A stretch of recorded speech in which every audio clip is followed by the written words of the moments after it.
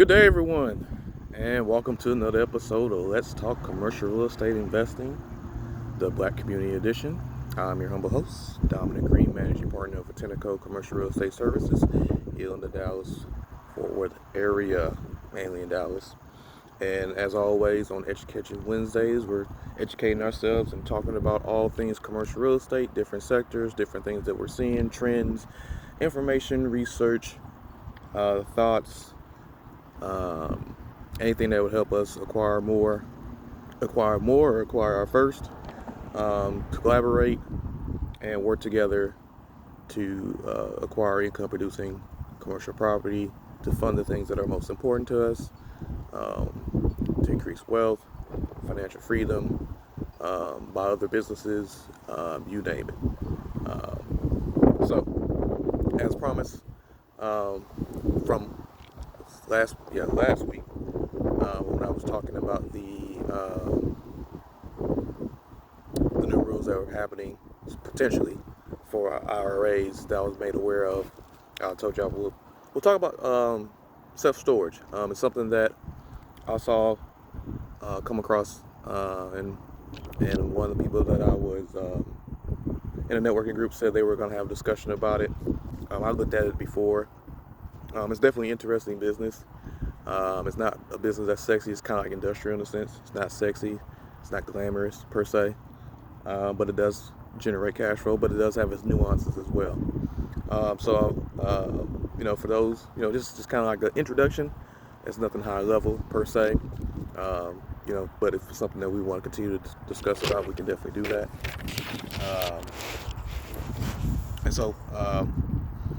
Self-storage, basically what it is. You think about it. If you've ever moved before, traveled, need to downsize, you pretty much, at some point, maybe got self-storage. They say it's about 1 in 10 people in the U.S. Have a storage. Matter of fact, one of my friends, he actually has a storage in a couple of places because he travels for work. But nonetheless, self-storage is essentially the business of people who are space strapped for space. Like I said, they're downsizing, they're moving, they're relocating. They have things that they want to store, but that necessarily want to get rid of at the current time or at the current moment. Something they just can't bring themselves to throw away. With self-storage, it's pretty much just a building. From an investment standpoint, you have the options to be obviously private, and then you have, from a public standpoint, there's REITs that you can invest in. The public storage, extra space. What's the other one? Cube storage, that provide opportunity. But one of the things about self-storage is, one thing about self-storage is that,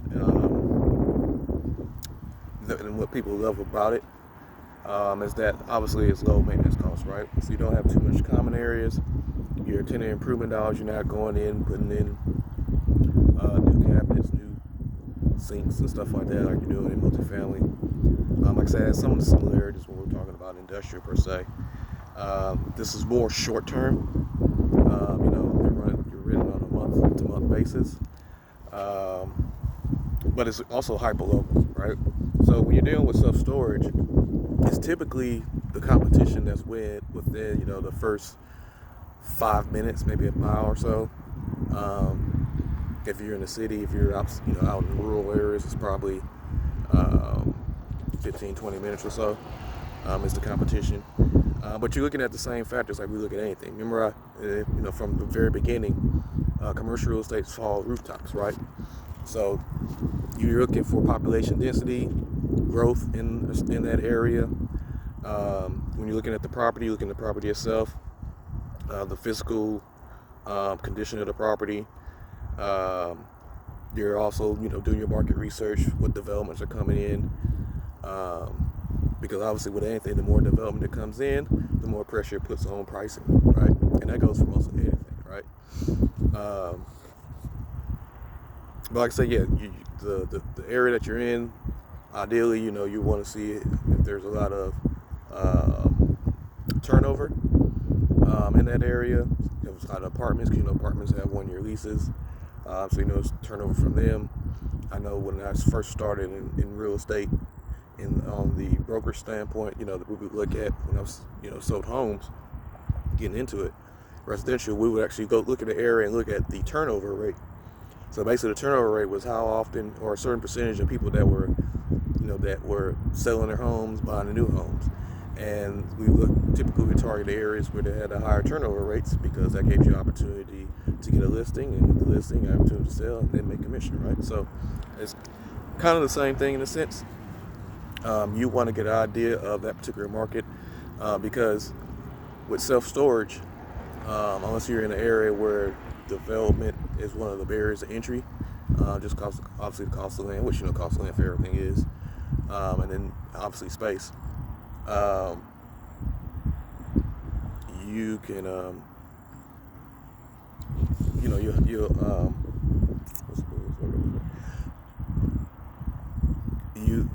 have, like I say, you have more competition in there, and that's going to drive your rents down.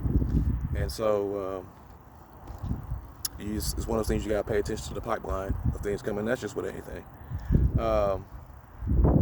Like I say, yeah, they're relatively, one of the main things is because operation of it. And then the biggest thing I would say is they are farther ahead in automation, right? So I don't know the last time you guys ever rented storage, or particular storage.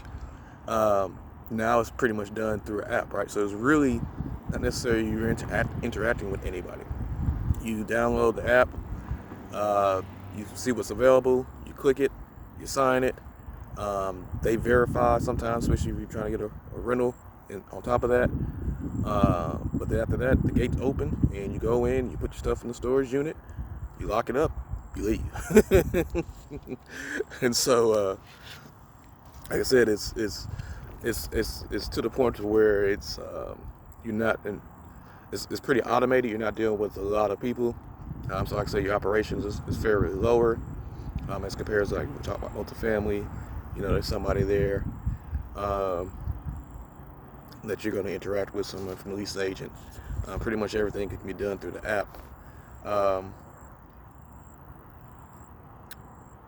Let's see, automation, cost, obviously to operate, and then about, they were saying, it says from articles I've seen, about 80% of the self-storage units are still small and independent. So of course, with the REITs, they're out there trying to buy and roll up a lot of these properties. People have strategy buying portfolios to have to get more efficiencies from scale. And one thing is, from doing that, you can hire a regional manager, pay them quite a bit of money. They can, hover and take care of multiple properties. You have some maintenance personnel, but so they're not doing like toilets and, like I said, kitchens and stuff like that. More than likely is fixing doors, roofs, painting. One thing I'm probably pretty sure of is, people backing up into the sides or other stuff like that in the building. So structural stuff is something that needs to be taken care of. And then, the positive is also that you got multiple units, so you got scale. So you're not dependent on one particular tenant per se. So if you have vacancies, you can handle that. And then one of the bigger attractions is from the stuff that's actually inside, right? So in these leases, they have the right, if you don't pay your rent, they have the right to basically use your stuff that's in there as collateral. So basically, they put a lien on your stuff that's inside, and then after about 30 days or so, they can actually sell it, get their money back, and if they they make more than what you owe, they send you the difference.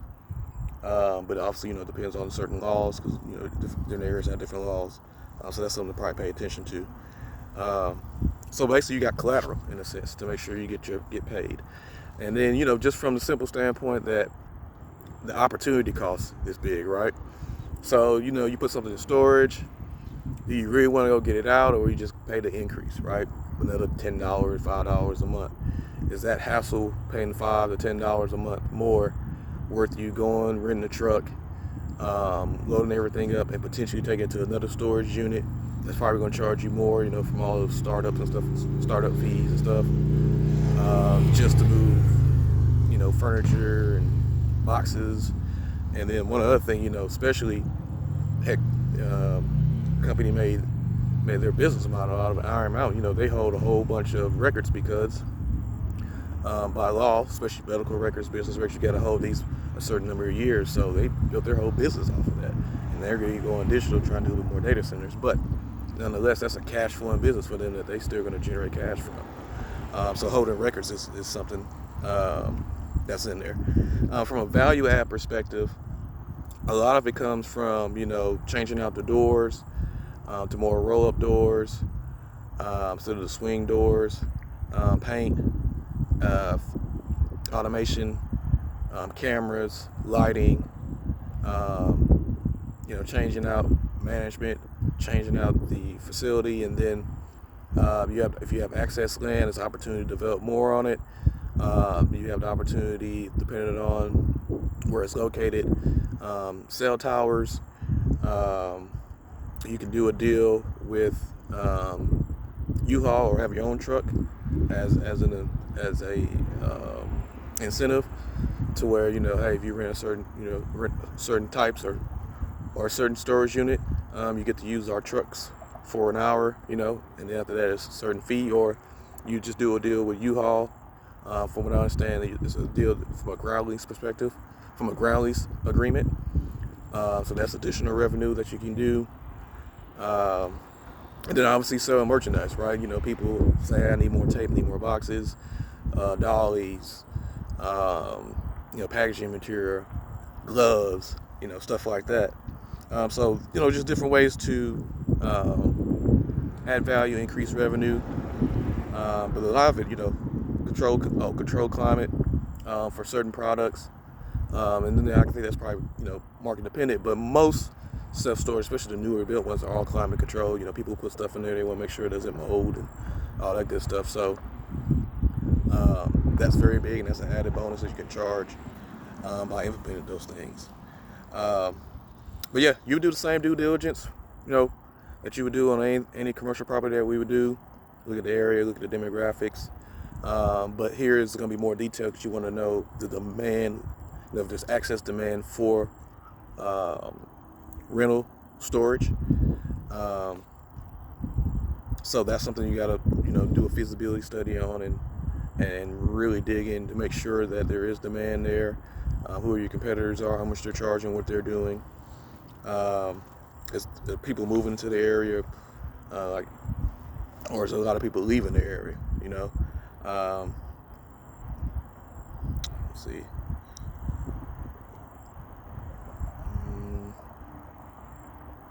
Yeah, I mean, just from the basic standpoint, that's probably your biggest things to consider. You can do third-party management, but I did hear on a conversation that that could be tricky because often the interest isn't aligned, and then if you're using like one of the REITs, apparently they going out and they are having in their mind that they're just going to buy this property from you at some point in time, so they might not be in your best interest long-term wise. So a lot of these guys say you kind of want to consider doing stuff in-house, which I found very interesting. But I do know, because I do follow these the public companies, about their roll-up strategy and how they're going after a lot of these mom and pops. So I can definitely see that as being one of the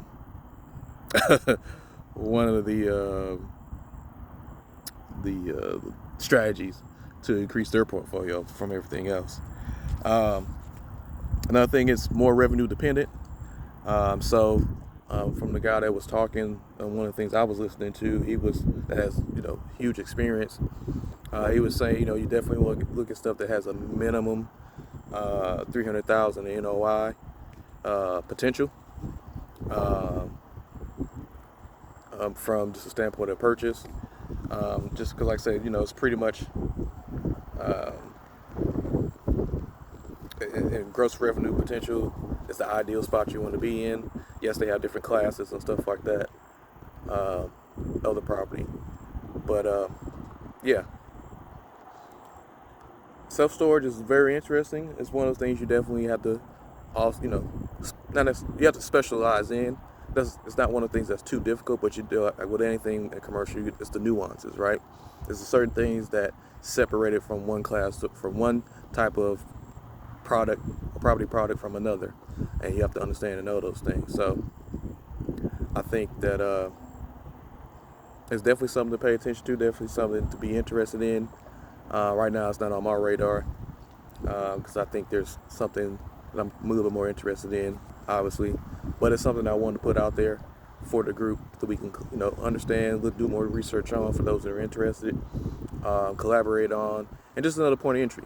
But I can tell you this, just like, from that standpoint, given those particular highlights, storage is very competitive as well. So it's like in multifamily where everybody's competing, same thing with storage. So cap rates are probably more likely being compressed as well. In fact, the guy was even talking about it; they were being compressed. So you're definitely with something where there's a lot of opportunity in.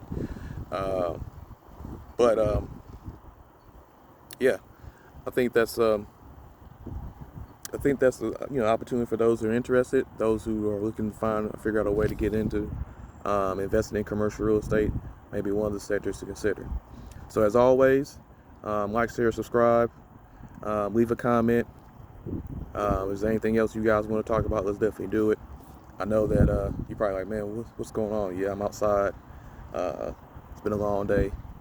Just want to enjoy some of the quietness and the stillness that you get from being outside. But nonetheless, I want to drop that information. Apologize if the video is dark. Hopefully you can hear it. I know there's wind blowing a little bit too. But I thought, like I said, since I talked about, I wanted to bring that to the table, bring that to the forefront as an introduction. I'm not an expert in it because I don't specialize in it. But there's definitely a lot of videos, articles to do your due diligence. This is how I learned about anything. Starting with the research, reaching out to people that are more experienced, watching their information, and then having a further discussion if I want to get in actually more better understanding into it, and make that a focus. But like I said, right now I'm looking at affordable housing as the main interest because from a thesis standpoint, I think that's going to be something long term. I think there's an opportunity in that. There's big business to be done in it. Funding is becoming even more available for it because people will realize, about the occupancy that is stable and that's cash flowing. So that's where I'm at. Not to say that you can't do that either. But like I said, this is a channel, it's a platform where we're bringing information to the table, stuff that most people don't talk about to us about. So I want to bring that, highlight it, and always bring introduction, just bring in more information to add value if I can. So again, like, share, subscribe, leave a comment. If there's anything else you guys wanted to hear, discuss, talk about, if you guys looking for help, definitely reach out, contact me. I'll be more than happy. Like I said, I don't know everything, but I'll do my best to find it, and working together we can do more. So until next time, happy investing, Education Wednesdays. Let's continue to talk commercial real estate, investing, black people. Peace.